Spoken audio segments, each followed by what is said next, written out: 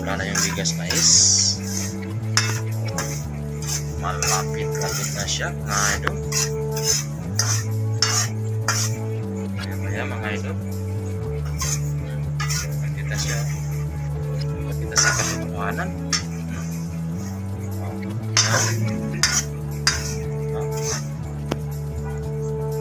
Malapit-lapit na siya. Wala na siya mga idol guys. Ano yung kape natin? Supply natin to na isang linggo. Yung kape natin pang 1 week. Yan. 1 week ito mga idol. Ilang minutes lang. Yan na mga idol. Pupunta natin ang gabi. Tagal malupang sunog niya. Dahan-dahan lang kasi yung apoy para yan ang apoy natin para hindi masunog ng pangit yung sunog niya. Para maganda yung sunog. Malapit na ito mga idol. Kulang-kulang na siya. Ito'y bigas mais mga idol. Bigas mais. Gawin natin kape. Susunogin mo lang ito sa kawali. Masarap ito mga idol. Wala itong galing itong kari, kulang halo. Kulang halong mga ano-ano pa dyan. Natural na natural. Comment naman ko dyan kung sino bang magawa nito. Siguro nung ito yung gamit namin nung mga maliit kami sa probinsya. Lagi namin ginagawa ngayon. Kaya naalala ko luto mais gawing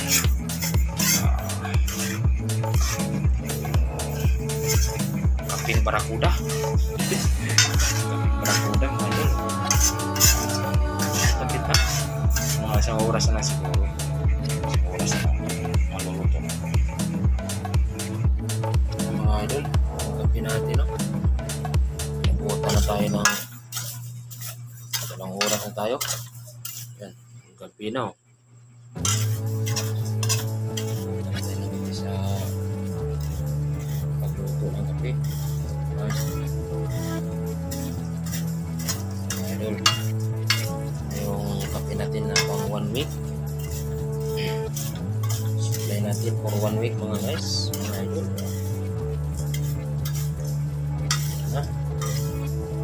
Tinip lang tayo maya-maya. Konting minuto na lang. At haunin na natin ito. Yung cooking barakuda mula sa bigas ng mais.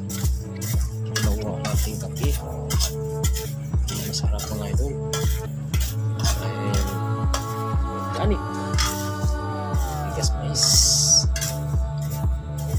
Sunugin mo na siya at magiging kape na yan. Sunog na siya mga idol. Ngayon magtitip lang tayo. Sino natin kung ano gawin. Timpay natin. Timpay natin sa paso. Yan mga idol. At ito na yung kape natin na sinunog oh. Diba? Okay. Kita tayo. Sa kutsara lang. Higit. Yan o. Diba?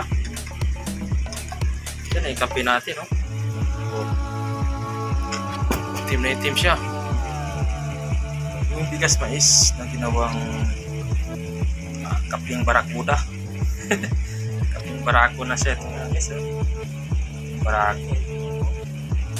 Yan, isang linggo nating kape yan. Supply o.